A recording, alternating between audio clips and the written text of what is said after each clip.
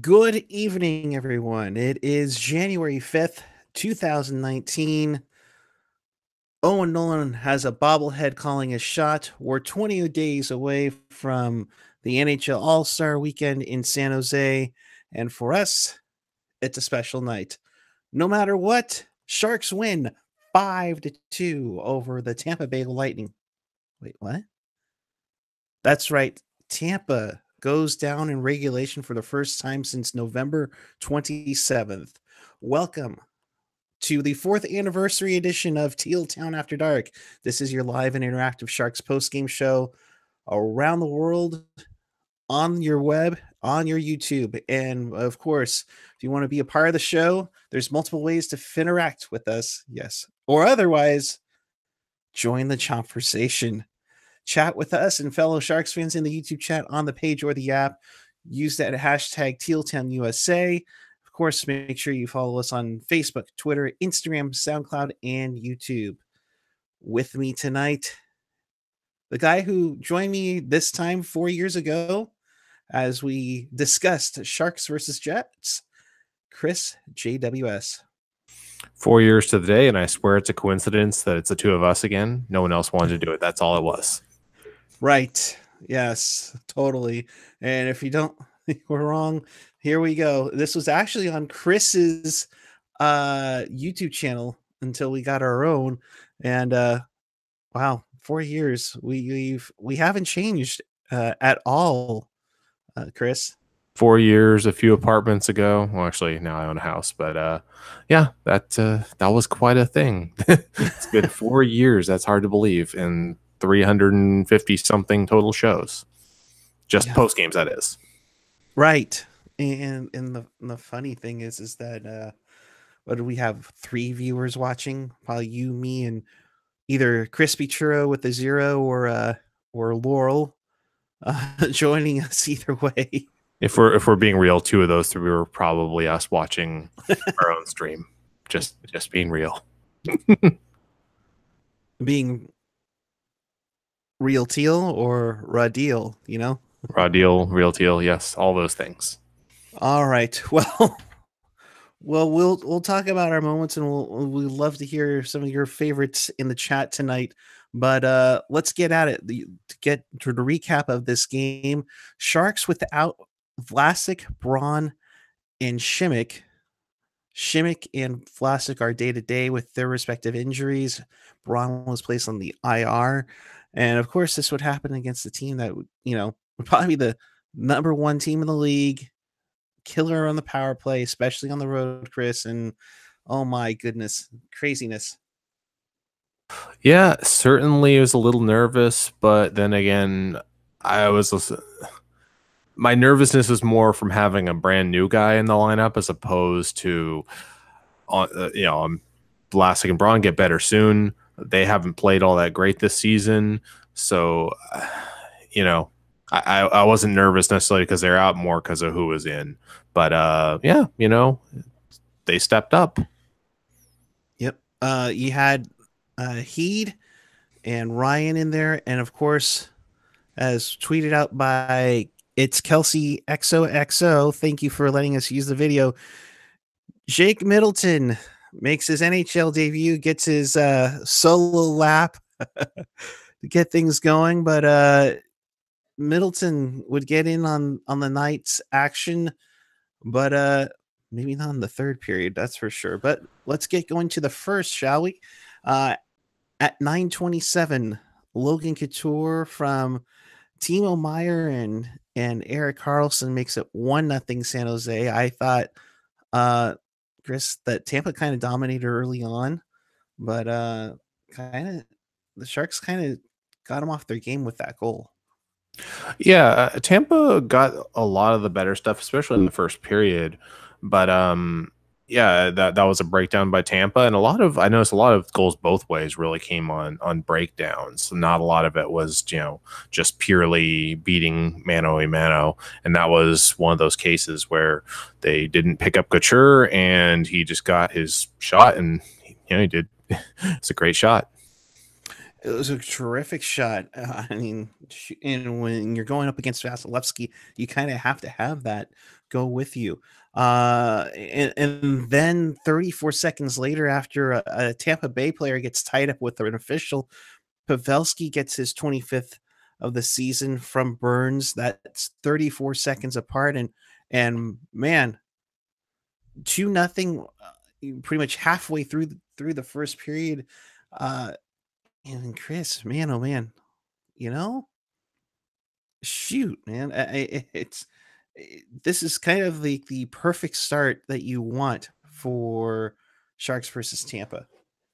Yeah. Oh, yeah. That was not a team that they wanted to get down. I mean, you don't want to get down in any game, but the best team in the league, great teams. No, you know, if they get a lead on you, they usually know how to stay on top of you. And Sharks got out in front of them.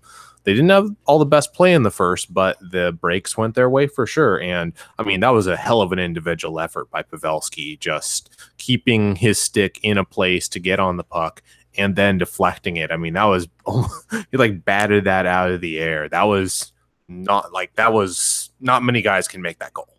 That's a really hard one to make. And I think I saw the graphic on the broadcast tonight. I think it was more so. What was it? I think there's like 4 goal scorers that have scored more in the 2011-12 season than Pavelski has, and I think one of them was Stamkos, the other one's like Ovechkin, and I forget the other one, but man, it's always nice to see it, and to get the 25th goal before you even, you know, do anything, before you really get Tampa in their end early on. So good on them. However, Tampa would get a goal late in the period, I should say, at 16-13. Victor Hedman on a delayed penalty puts it in. You follow that up with a Tyler Johnson hitting the post. That would become a theme throughout the night, it seemed like, at 18:03. So that first period, what did you take, Chris? That first period, just I was looking at the stats and I watched the game obviously, but Tampa Bay doubled them up on chances, doubled them up on high danger chances. But like I said, the Sharks caught some breaks and they didn't play terrible defense. They had some breakdowns. The Hedman goal was an example of a breakdown. And man, Tampa's speed, while they got around them several times, they also managed to contain several of their rushes and keep them from really getting a dangerous shot. When Tampa was cycling, I noticed like when they got their high to low, that was usually when they gave the Sharks trouble. If the Sharks were able to keep them down on the boards, the Sharks were winning those battles pretty consistently. So it was not the greatest first period, but the main thing is they scored, and that makes it it's a lot easier to play when you're ahead. Yeah, and it seemed like getting them off their game a little bit, 2-0. I think part of the Tampa Bay thing right now, because they hadn't lost in regulation almost a month and a half, almost be like an intimidation factor. And this is what I've wanted the Sharks to have early on in the season when they got EK65 and everything. But it kind of was a little off there, and I think that threw them off and kind of shook themselves a little bit the rest of the way. I expect though that Tampa was probably not worried after that first, because I mean they're a really good team and really good teams have confidence and they know they can come back. Like you can come back from 2 down for sure. So I know Tampa definitely gave it their all in the second. Actually, well, they weren't even 2 down at first; they were only down 1. So yeah, I'm sure it probably gave them a little doubt, but probably not much, because good teams know how to come back. Right. And they could have come back. However, in the second period, but first the shots, 8-4 in favor of Tampa. Sharks dominating the faceoff circle in that first period, 65-35. So you definitely had a lot going on there in favor of the Sharks, except for lack of shots. And kudos to Tampa for allowing the Sharks only 4 shots on goal there. In the second, 2:39 in, Strawman takes a slashing call, gets into some penalty trouble. However, You forgot the notable thing before that power oh, play. that's you know what happened? Pavelski is having no more kids. You know what happened there is I had it on my notes, but I didn't get it right away, mainly because I was still screaming, "Ow!" Pavelski takes a shot to the place where the sun don't shine. No, that's no wrong ending. No, it's the ball shot as a Josh Dees. I like Josh Dees is the one that comes up with that. Thank you, Josh Dees. Yes. Oh my, yeah. If we're going throwback, we might as well go throwback, right? But if you haven't seen it or you're at the game, this is what we're talking about. Pavelski. Oh boy. Oh. Yeah. And yet he somehow continue to finish this game. I mean, he looks like Mike Smith looks like when someone just brushes him. Oh, and that's not a good picture to see. But man, oh man, the Sharks will make a comeback after that, though. However, it in AJ, I'll help you out on this. At 3:46 during the power play, Vasilevsky pushes the net off the moorings, a la Kuhre last year for the Bruins against the Sharks. Did that look intentional to you? That looked kind of intentional to me. I don't know what it takes for them to actually call that, besides the team who did it being the Sharks. Because I think the only times I've ever seen the Sharks goalie do it, they always get called on it. But that's just me being bitter and myopic and yada yada yada. I know that's a favorite of Jonathan Quick, but at the same time, it's like whatever. It might have had to do with the fact that they were already on the power play, and I'm sure they're reluctant to call that one. Mm-hmm. Whatever. But it shouldn't matter. But we digress. But however, justice would prevail at 4:23. Just before the power play would expire, Evander Kane gets a power play goal, his 13th of the season, from Burns and EK65 to make it 3-1 San Jose. I thought that was a nice shot from Kane. Had some screening in front to bury that goal. Yeah, it looked like he dusted off for a split second, waited for the screen, and picked a spot and shot it. Nice goal. Yeah, no, that was good to see. And I like Kevin mentioning in the chat, they only call a penalty for dropping the shoulder when it's Erik Karlsson, whether it's a player or a net. Oh boy, Very true. But I made it 3-1 San Jose, and then just a half a minute later, Sergachev goes in and scores. Tampa comes right back to 3-2, and I was scared a little bit about not just that, but then right after that, Martin Jones skates right off to the bench and runs into the locker room, or excuse me, the dressing room. But thankfully, it was just a skate issue. Yeah, I assumed it was a skate issue just by the odd way he skated off, where he looked like a boat, like paddling his way across the ice there. A little bit of a defensive breakdown by the Sharks there. I see if it says in my notes. I know somebody got beat on one side and Thornton lost his guy. And that's one thing I did notice throughout the night, though, that kind of worried me a bit, was I saw Thornton lose his guy several times, not just that one play. That was one where it really cost the Sharks, but I think that's one of the liabilities of having him in the lineup. As much as I love Joe, is he can't stay with those speedy guys. But what happens. Not what we wanted to see, but the Sharks still have a 1-goal lead at this point. Yeah, and then a little bit after that, Johnson hooks Meyer. Sharks don't do much on that. Then Kane kind of pushes a member of the Lightning into the net. That gets called for interference when the net comes off. I think they called a hook. I didn't see a good angle of it. I know he kind of caught up to him. I don't know if he actually how good of a hook he got on him, but yeah, whatever. It is what it is. Tampa didn't do anything about that at all. However, Tampa's got like one of the best road power plays in the league, and they didn't get anything out of it. I mean, 35% on the road on the power play is just ridiculous. Yeah, and at this point, also, I have in my notes here that this is about halfway through the second. The Sharks are winning 2/3 of the face-offs at this point. And when it ended up, it was 50-50 in the end, but probably because when you're up ahead by a couple goals, you're probably a little less aggressive on those face-offs. So not too worried about that. When it mattered, the Sharks were winning the face-offs constantly.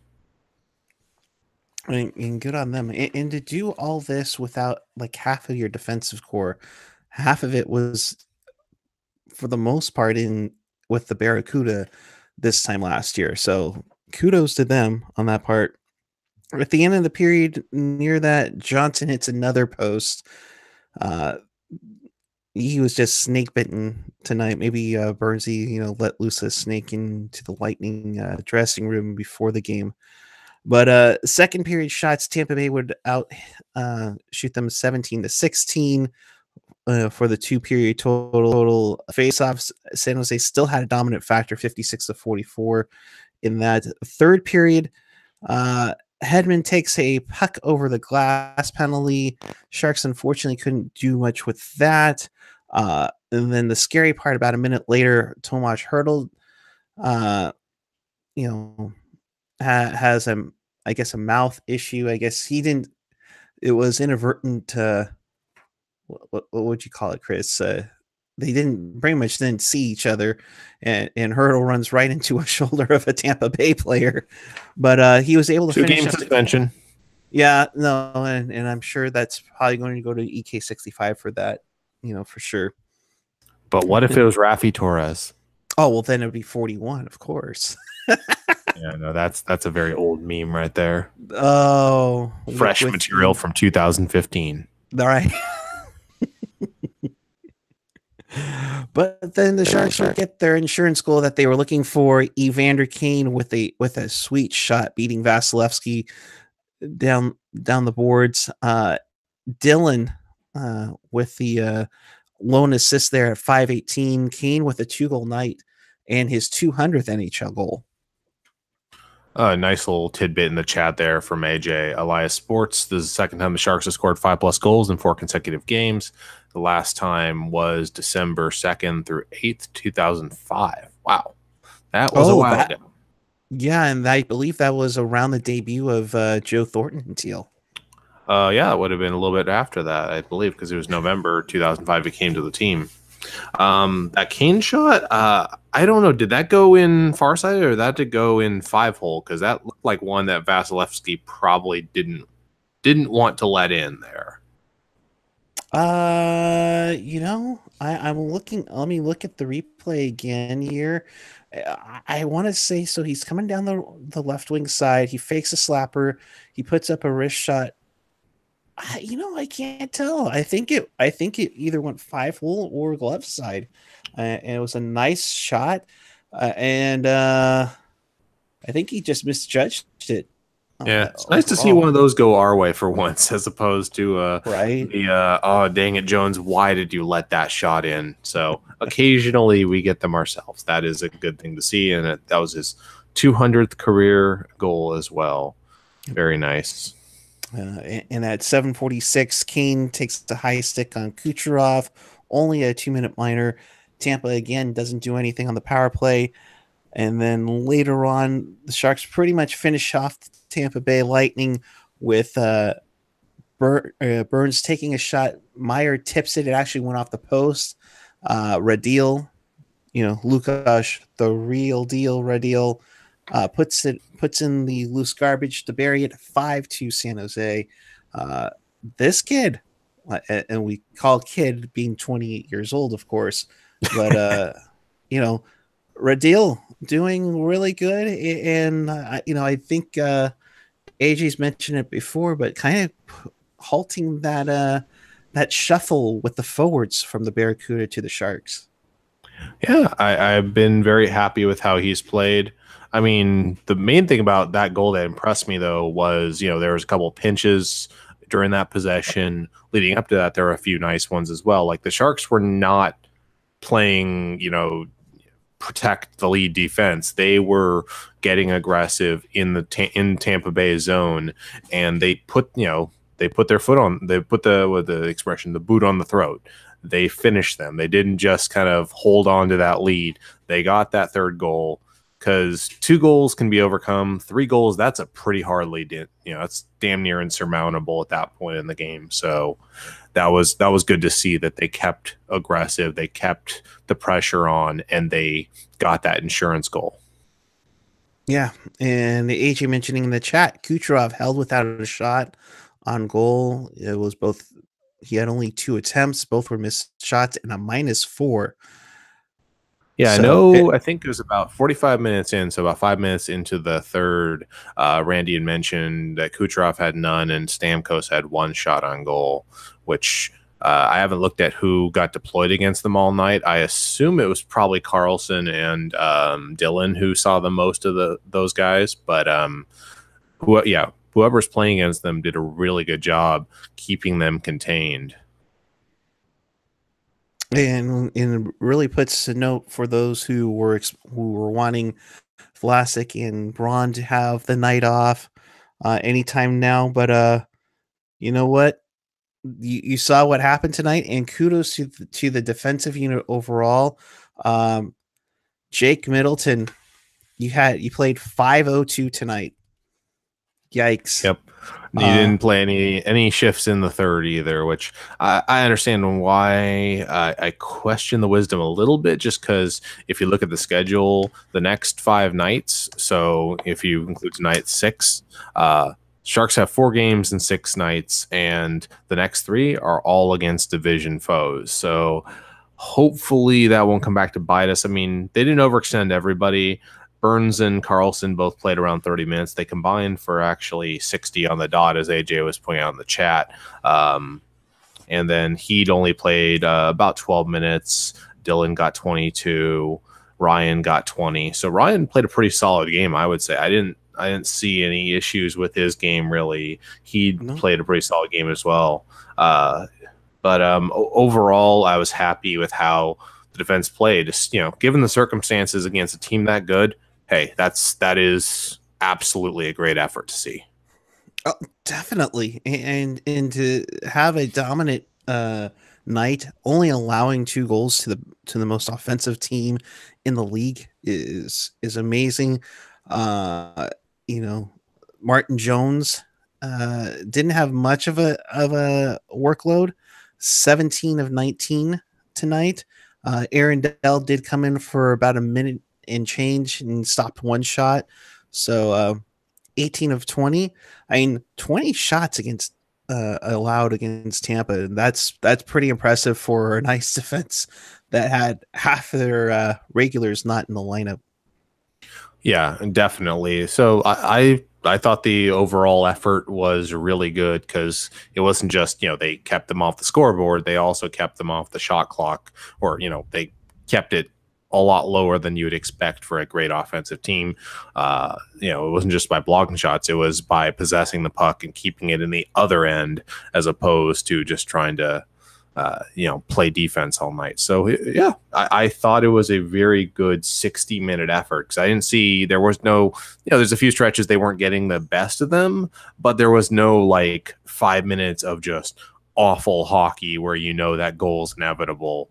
I thought they kept it pretty steady, because I was kind of jotting in my notes. I was watching kind of every time the Sharks possessed, I kind of note down what the result of that possession is. Is it a turnover? Is it are they able to get the puck in deep or whatever? And I saw pretty consistently they had some turnovers, but they were not having bad shift after bad shift. They never really got in one of those rhythms where turnover leads to goal, because that's usually what you see, right?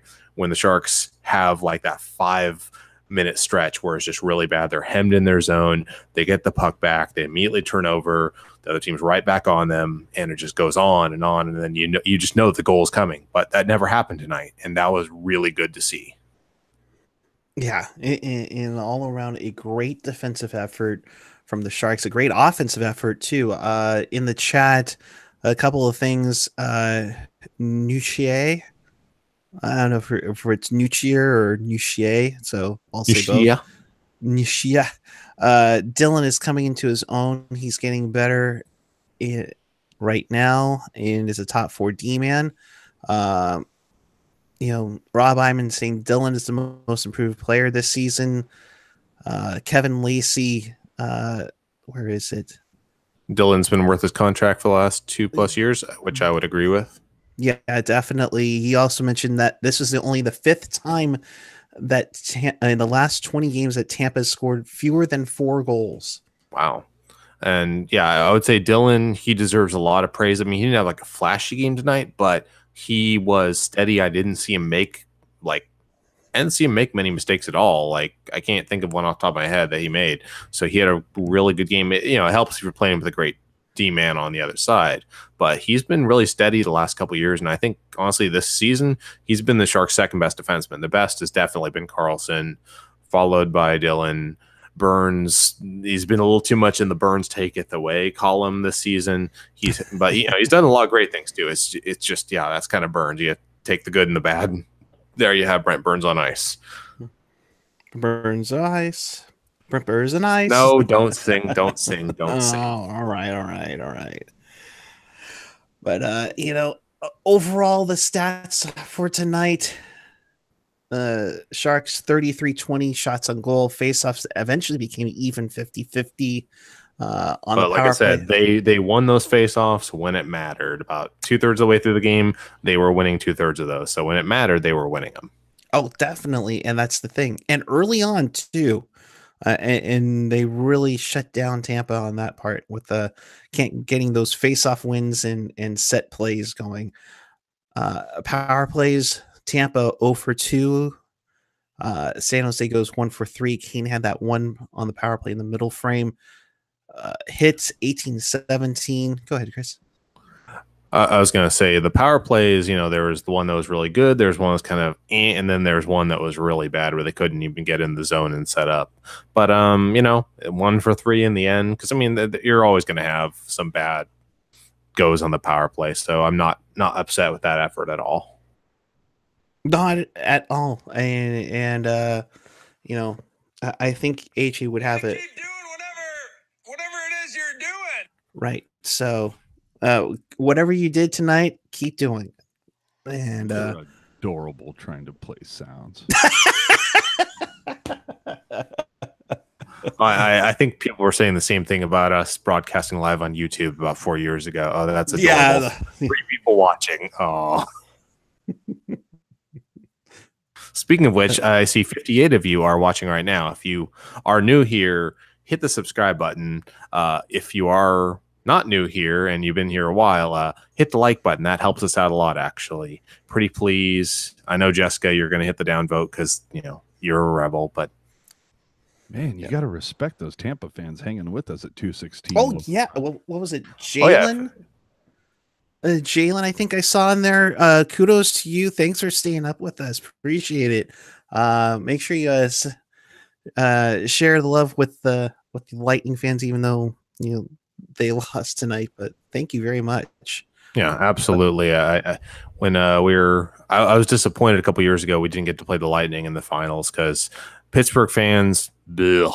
But Lightning fans, all my encounters I've had have been great. I love them. I love their media. Good people.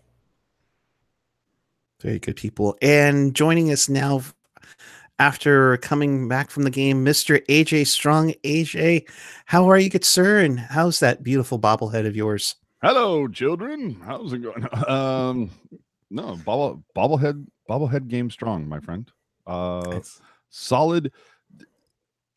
It's funny that Alden, friend of the show, Alden, just pointed out that this is the first game that I can remember in quite some time that we didn't have the onslaught of whoosh bags at the game. It was very, very nice. Oh my God, who the hell cares? No, When sorry. you're there, I'm honestly, I'm one of the people who just really does not care about that. But see, but that's the whole thing. You sit there and you say that you don't care. However, I dare you to go to a game, and I'll bring 3 of my friends, and we'll sit behind you the entire time, going woo, woo, and you see how much you give a damn after that. Shut up, JetX. fair enough. I once had a couple of people in front of me who were trying really hard to start the wave. Oh man, No. To address Sleepy Mofo said the tank looked packed. Yeah, this was the fullest I've seen. I think this is probably maybe my 8th or 9th game this season. This is easily the most packed I've seen it. Now, there were a decent amount of Lightning fans in the house, but there also seemed to be, I think there's a decent amount of people that are in town for the national championship football game on Monday, and they just, hey, the Sharks are playing, let's go check out a game. Oh, they're playing the best team in hockey, yeah, let's go check that out. So very full again, probably the fullest I've seen. Maybe that beautiful Nolan bobblehead has something to do with it, I don't know. But could be. And if anybody wants to sell their own Nolan bobblehead, slide into my DMs, please. Thank you very much.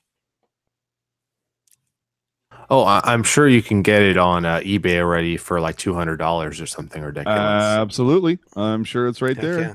It's here's a live shot of eBay right here. Hello. I love the grip on this stick. Felix saying, did they announce attendance tonight? They have not announced attendance all season, and I think we all know why. Because they're sick of jackasses like us overanalyzing the number. That's why. I don't want to say overanalyzing, but pointing out the fact that, not the barn just isn't as full as it used to be. That's all. Yeah, no, I know, but we do kind of obsess about it. What the dude? Kayla's ruining my Sharks pillow. What's up? It was pointed out to me in the chat. Kayla is up in my stuff. Kayla is trying to make muffins on your Sharks pillow. Yeah. That's all right. Rocket sent me like 2 more, so Nice. Anyways, Nice. Probably should put a wrap on this game and move on to the Kuhre, right? Oh, do we have a sounder? No, I was not prepared for this, but give me 2 minutes, vamp, and I'll be right back. All right, sounds good. To kind of go personal with it, Evander Kane with 2 goals on the night, Pavs with a goal, Couture with a goal, Meyer with 2 assists, along with Erik Karlsson, Brent Burns with a 3 assist night. Oh gosh, Gen X in the chat. You can get a Nolan bobblehead in San Francisco for $70 or $80 with a happy ending. Wait, what now? Oh, Gen X, you're the best. Gen X. One of our first originals, along with Laurel and Crispy Churro with the 0, and Joshua Nedich. That's great. So definitely that. We will talk about the World Juniors in the NHL wraparound. Well, I guess we can't call it the NHL wraparound if we're talking World Juniors. We'll just call it the hockey wraparound coming up. But 62 of you watching, thank you very much for watching Teal Town After Dark. This is our 4th anniversary show.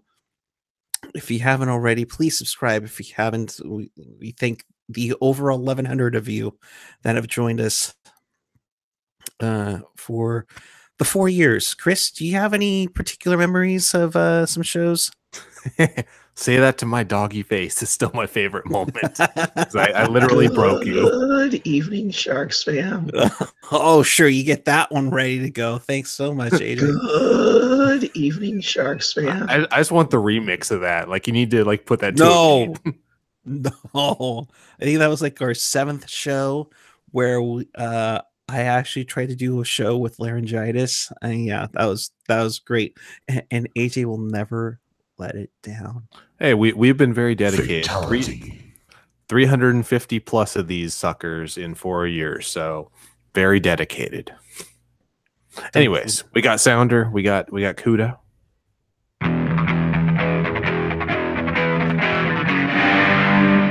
That's right. It was the NorCal versus SoCal.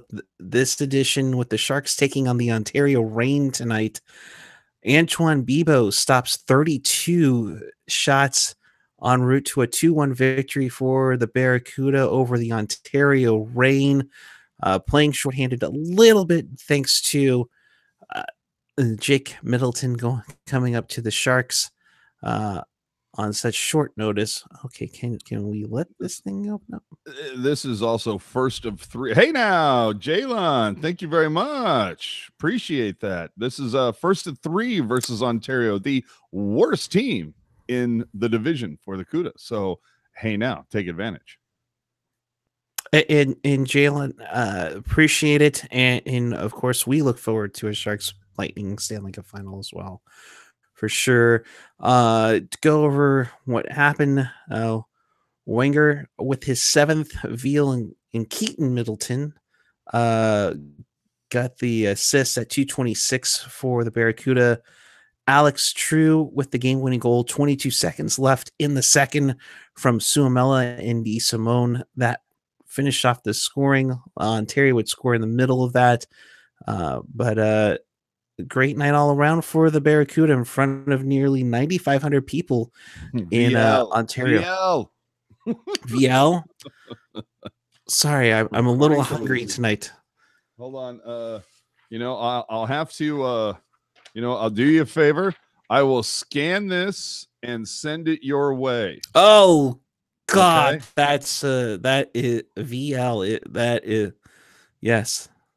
I will send this your way, provided to us by Nick and the Barracuda. Oh, awesome. Thank you very much. So Barracuda win 2-1. They stay on top of the division, as always, despite the Roadrunners winning tonight as well. So, guys, is it time? I believe it's time. I think it's time. Oh, it's time. I have the goddamn common courtesy to give him a reach around.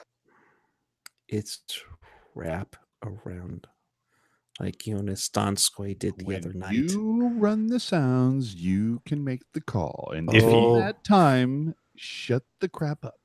If you want to keep Interact, then you will comply on this one. Yes. All right. Okay. Yeah. Okay. Wait. Oh, I am If so we down with get this. Finteract and conversation, then we'll call it the reach room. No, oh, no. Yeah. Made your Just bed, one. You Ryan. do not get to Oh. do a twofer here, son. Oh, son. Made you bad. All right. Thanks, Dad. I appreciate that. All right. And in the NHL portion of the wraparound, Flames 3, Flyers 2 in overtime. TJ Brody, that's right, Brody Brazil's favorite non-Shark, with the game-winning goal at 1:59 overtime, gets the victory. Kachuk with his 19th, Goodrow with his 24th. In Ottawa, the Wild win 4-3 over the Senators, with Zach Parise getting his 19th of the season. That turns out to be the game-winning goal. Duchesne with a nifty goal. Zingle his 16th. Stone his 20th for the Sens. In Boston, Buffalo loses 2-1 to the Bruins. Still no Pominville sighting. Come on.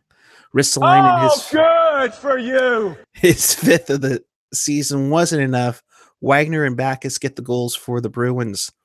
In Toronto, Tavares, Moore, Matthews, Janssen, Ozhiganov are the goal scorers as Toronto beats the Vancouver Canucks 5-0. Hutchison gets his first shutout as a Maple Leaf. All right. You keep the short house up. We're going to go even further than a reach around. We're going to go full porn. Okay. Just saying. In Montreal, Predators win 4-1 over the Canadiens. And of course, the former Predator, Shea Weber, is the lone goal scorer for the Habs, his 6th of the season. Smith, Ekholm, Smith again, and Victor Arvidsson, the goals for the Preds. In South Florida, Blue Jackets 4-3 over the Panthers in overtime. Seth Jones is 7th of the season with the game winner. Duclair, Anderson, Dubinsky for the Jackets, Huberdeau, and former Shark Mike Hoffman and Aaron Ekblad for the Panthers. Waka waka. Hey, Islanders. speaking of Predators, saw a former Predator tonight, and he kind of looked like a Predator, to be honest. Hello, Mr. Scott Hannon. Yeah, that Fu Manchu. Wow. Oh, dude, it was an incredible Fu Manchu. Oh, mystery puck night. Oh.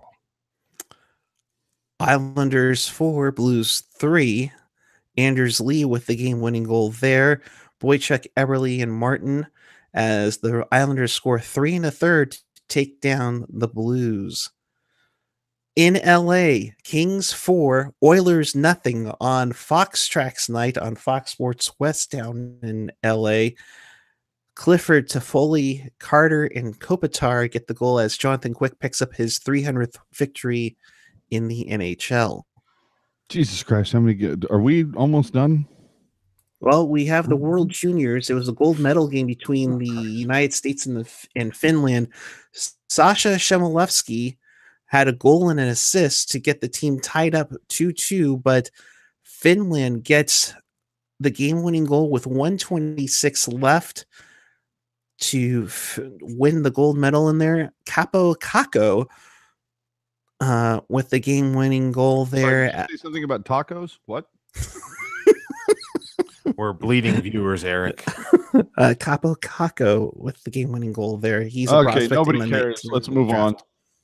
No, Felix, there's your Sounder, answer. nobody cares. All right, the Sharks are playing 3 and 4.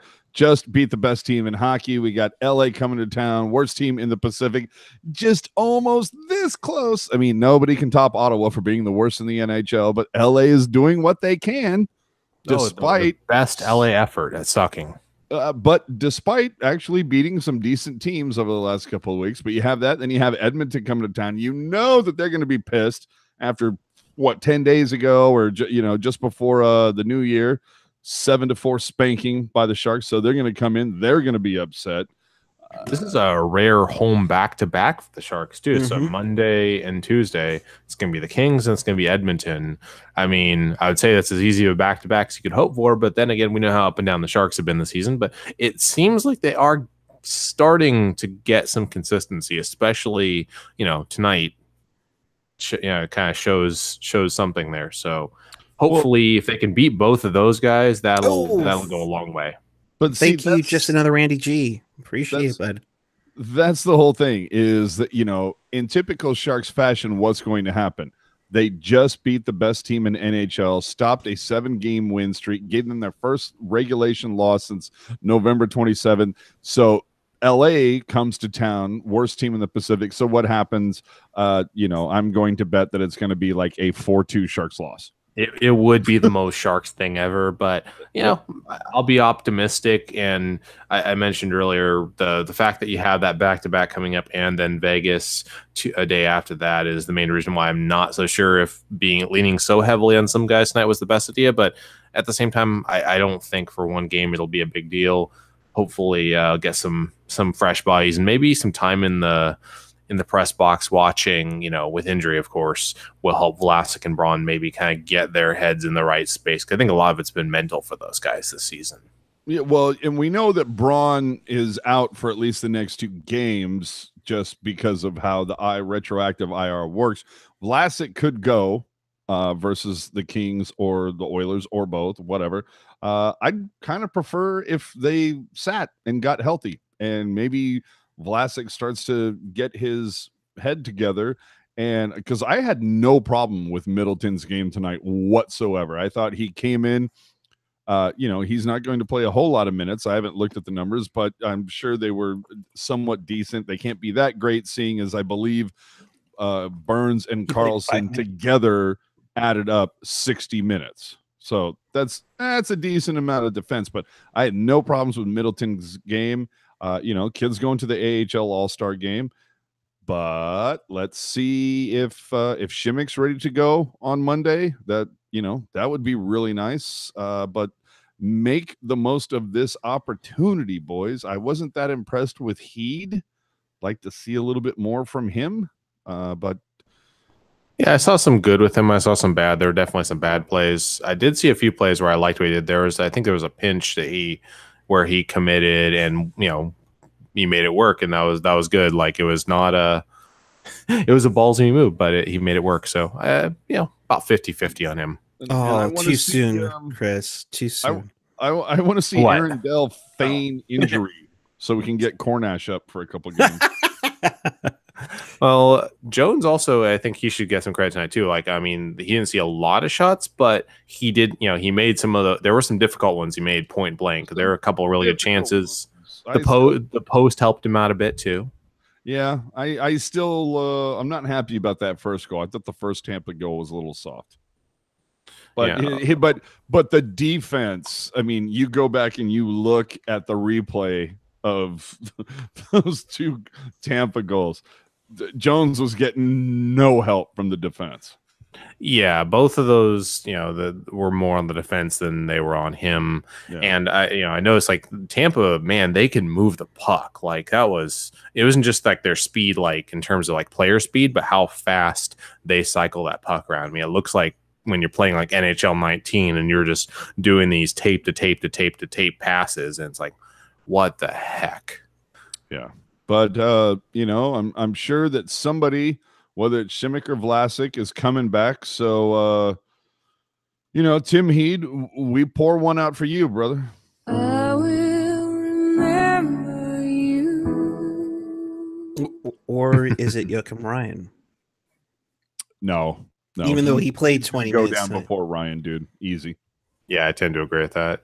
But I go with Rob. I would like to see Cornash get at least a little bit of an opportunity to see what he could do with the big club. Again, Dell, just feign injury. Felix saying, I wish I was that good at NHL 19. I'm not that good at NHL 19. I was that good at like NHL 14. I stopped playing when they completely like stripped it down to the screws. But we're not going to go into video game talk because I know that'll make AJ mad. Yeah, and the reason being is because this is the last time I played an NHL game. I'll get a PS4. I'm gonna get an NHL 20, and let's play. That would be fun. I was playing some NHL 19 tonight too, but I'm AOL'd out. What's going on? I don't know. I mean, you guys aren't AOLing for me, but and of course, one of the many great memories of the show is fine history. Actually, no, not really. That's one of the low points is when Erik actually killed a broadcast. It took him 4 years to actually do it, but he did kill a broadcast this year. Of course. AJ, while we have you here, what's been your favorite memories from the last 4 years?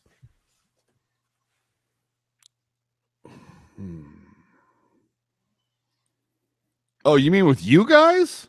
He's like, nothing. Oh yeah, I was stuck with you. I mean, I've had to put up with you guys for 4 years. Yeah, no. I mean, best memories. The amount of times that we've, timed out Slushy Jake, or we called it, Slurpy Joe, or whatever, what Jamba Juice Jane, whatever I mean, all the different, Jackal pointing out, Gen X called that before you even said it. So yeah, so the slushy stuff. I mean, yeah, some of the things that just get going in the chat are always really funny. But yeah, the Slushies corner thing was always hysterical because they were some of the most inane questions I've ever heard. I think the fanfic in the chat was one of my favorite. We're not going to go into what the fanfic was about, but yeah. Alex Martinet saying the 200-hour after dark. Oh, that wasn't that like a free for all? Yeah. Rocket's accents being pointed out by Laurel, those were solid. Of course, since the first 2 years of this, I was living in a different house that didn't have this ridiculously cool background that I've put together now. But of course, the biggest portion of the fact that Kayla has like her own fan base, I find awesome. In fact, I remember not too long ago saying something about, well, I might do something different over here and move Kayla's nest to a different location. And it was just like, the hell you will. Like people lost their minds over that idea. So I'm like, okay, so Kayla is just going to live there and do Kayla things. Lacey's turtlenecks. I like that. The angry AJ Tree from Steve Cropper. That was fun. Rob Iron, the Teal Town match game. Yes, we might have to bring that back. Oh, although we were talking about Hollywood Squares. That'll be the thing. Oh, yeah. That might be fun.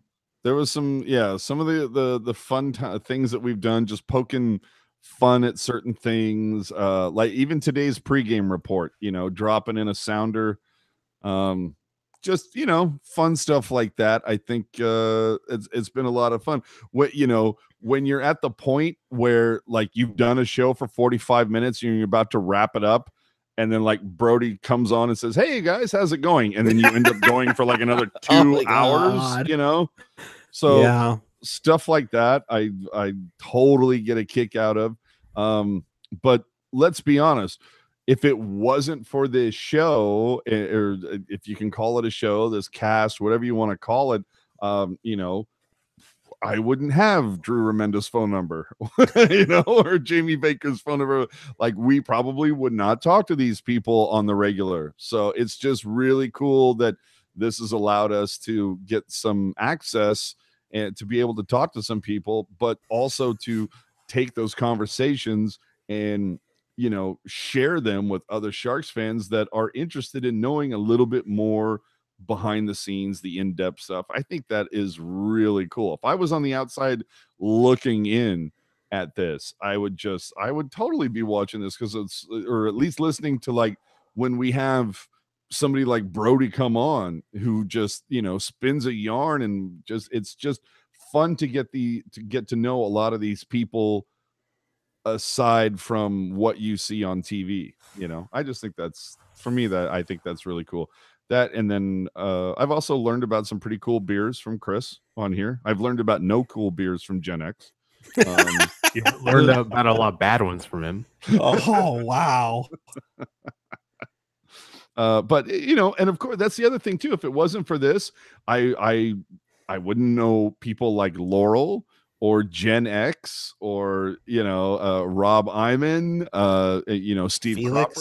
There's a lot of cool people that I've met. Okay, Alex, but anyway, it's a little iffy. And Alex saying, "I wish this stuff off air. I wish we recorded. There were good moments." And yes, there were good moments.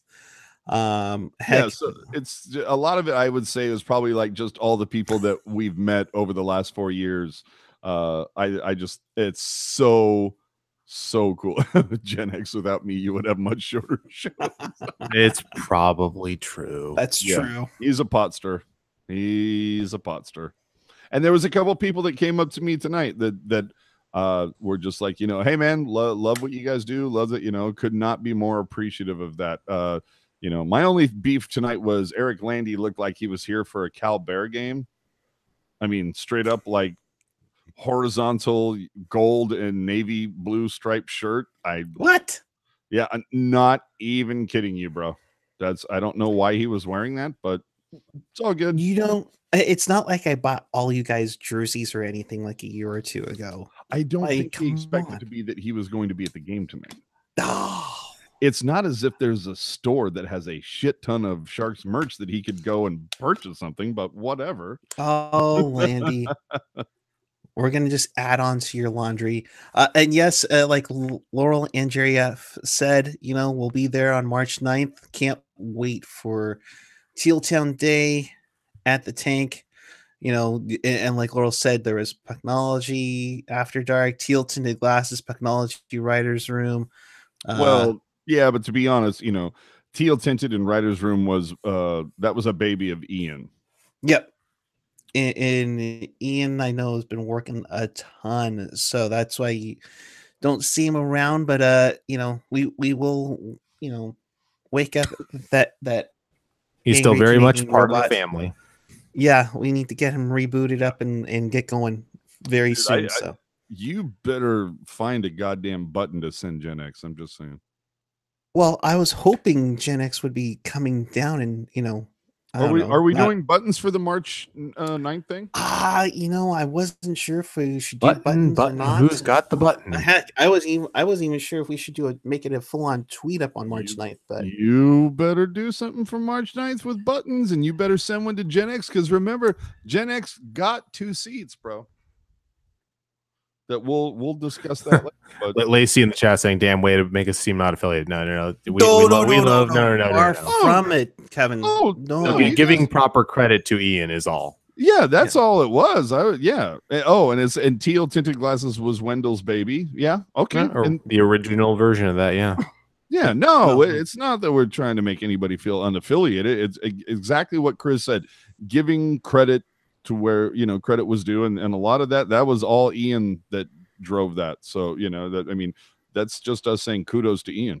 And on that general theme, 4 years doesn't happen without a hell of a lot of other people besides us three, like Rocket, Landy, Ian, Kevin, a whole, I don't think I could remember everyone's name, honestly. There's a lot of people who have helped keep this thing going because life happens to all of us. And I think AJ has been the only one who's been on here. I don't think he's had any long interruptions, but yeah, it's a lot of people that have kept it going because we're all human beings. We have to rest sometimes. Yeah, big time.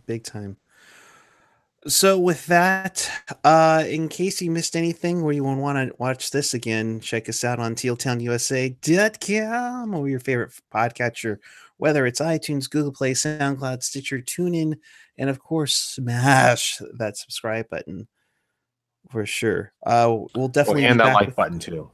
Oh, and that like button and ring that bell to get notified when we put something on the YouTube channel, whether it's a new pucknologist, an interview AJ did, a Drew Remenda interview. Let's not forget the Mike Hoffman tribute that went semi-viral. So hey, for us that qualifies as viral. Yes. And with any luck, for those of you who are unaware, the bald one will be in town for the game versus Ottawa, calling for Hockey Night in Canada, and let's just say working on trying to get a little bit of time with them. So we'll see if that happens. We might, in fact, if you don't follow us on Twitter or Instagram, you might want to, because see if I can go live with Drew for maybe a few minutes during that Ottawa game.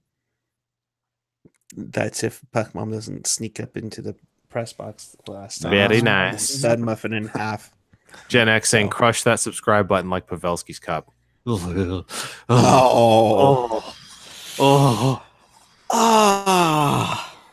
We need the Peter Griffin sound effect. Yeah, we can do for ourselves.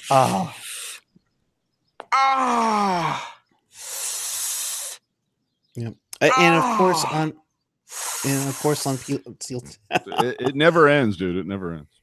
Of course on TealTownUSA.com, Felix Chow with his hockey takes and his growing the game series.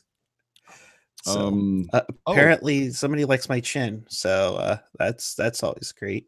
I have a let's see. I got some mail today. Someone fire up the AOL Let's see. sounder. Let's see what we got here. We got a little bit of mail. And oh dear Lord. Really? Dude, you don't seriously have to put them in plastic, bro. Look at this. So I have to wipe this down, but hey now. Oh, Look at that. Look at that. That is for one Mr. Remenda to sign. Let's see what else we got in here. Jesus Christ, he sent me 2 Sharpies, a silver and a black. Really? I was wondering I wonder if Drew could just sign my head. So we got 2 blades, pucks, one for me, one for him, and then and you got to appreciate that. Sends a self-addressed stamped, I'm not going to show you as his address, but this is on the other side of this, it's self-addressed and stamped. So We have that, and let's dive into the envelope that he also sent over. Oh, This is all coming from Steve Cropper in the chat, by the way, because he heard that I was going to be talking with Drew and needed to get some stuff signed. Oh dear Lord! So more self-addressed stamped. Okay, easy what for you to say. Oh Jesus Christ! He's given me directions, people. On pictures, silver Sharpie. On puck, black. All right. Knows what he's Let's see. doing. Yeah, this is awesome. Oh, look at the insert he wants autographed. Okay. Yeah, I'll give you that one. Look at this. Look at that. Hey now. Oh, I have that Very one. nice. Hey now. That's solid. That's solid. And what's cool is he ripped it looks like he printed off a copy for me too. So I can do one. But this is like an actual insert card. That's cool. But yeah, so I can get myself one of these. And then, of course, and for those of you who know Drew Remenda, have you ever seen him with a little bit of hair? Because it happened at one point, evidently. With a goatee. Yeah. Are you sure that isn't like the evil alternate universe version of him? All right. So on the pictures, okay. So we're just laying it down. So here we need silver Sharpie, but the puck we need black Sharpie. I got you, pal. I got you. He's a pro. He's a pro. Yeah. I got this. Is there one or two of those? One or two of what? I only see one of these. And did I not look further enough into the envelope? Let's see. Yeah, that's it, brother. The small, did I not? Hold on. Let me. And just one. All right. So because you sent just one, that's it. I'm not doing any of this. Fuck it. No, I'm kidding. That happens. Okay. So what the hell is Puck What Guy trying to share is here? what? Is that Red Foreman? Holy hell, look at the amount of hair Drew has on that dome. That is insanely awesome. Honestly, he looks like Red Foreman from that 70s show. From that angle. Yeah, I'll give you that. When are you meeting Drew? I'm meeting Drew on the 12th for the Ottawa game. Skirted egg. That's a good one. I'll be at that game as well. So check us out. Come say hi. We don't bite. Yeah. Definitely. Oh, So good. Thanks for reminding me. I need to. Yeah, I like that. Some people in the chat got my reference there to that 70s show. That's good. Because seriously, even with the down to the jacket. right. All right. I think it's time to give it a night, especially since I have to be at work in 5.5 hours. Chris, your final thoughts and where the people can find you. Final thoughts. Good quality win. Also, thank you everyone, because we talked a lot about us, but thank you so much, because 4 years, if we still had 3 viewers per show, I don't think it would have lasted 4 years. So thank you so much to every one of you. Seriously, it's so cool that people actually watch this. So we're just having fun. So it's been a lot of fun the last 4 years, and hopefully many more. So with that, you can find me on Twitter at ChrisJWS. I'll hand it back to you, Erik. Thank you very much, Chris. Appreciate your hard work over these last 4 years. Mr. Strong, just as much. Appreciate it, bud, and your friendship and everything of that fun stuff. Your final thoughts and where the people can find you. Sharks, stop messing with me, man. Just stop. You're gonna sit there and hand in best team in hockey a loss, and then after what happened, just stop messing with me, man. Go out there and be the team you know you can be. I'm AJ_Strong on Twitter, on Instagram. Occasionally I do some interesting and weird and kind of sexy things on Tealtown's Instagram, usually involving Rocket or asking her to do something she probably shouldn't. And that's pretty much it. We will see you perhaps with a new episode of The Technologist very soon. Hey now. Uh-oh. There's Rocket going, what the hell did you just say? and she's announced that she's returning back now on a couple platforms. So it'll be nice to have her back in the Pacific time zone. So we're looking forward to that. But most of all, like Chris said already, thank you. Thank you for 4 awesome years, for the live show, 4.5 for overall the show that has evolved into this one, and to everybody that's been with us. Really appreciate it. And those who've joined us, whether you've been in the chat, where you've been a guest, where you've been on doing one of our games, really appreciate it. I'm PuckGuy14 on the Twitter and Instagram. We'll be back with you on Monday night following the Sharks and Kings. That is an NBCSN game. So we will be your only live and interactive Sharks postgame show.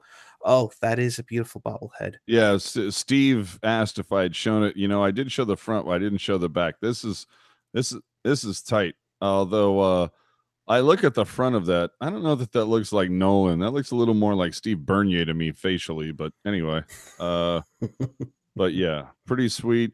Of course, there's a part of you that just wants to break off the little Cache Creek thing, just kind of snap that right off because I get it.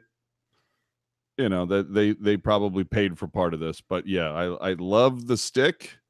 The stick is awesome, but I just love that they even did the back jersey and everything like that, and that Western logo on the front and everything. And they got it accurate too. That's pretty damn impressive. Yeah, no, seriously, like look at the shoulder.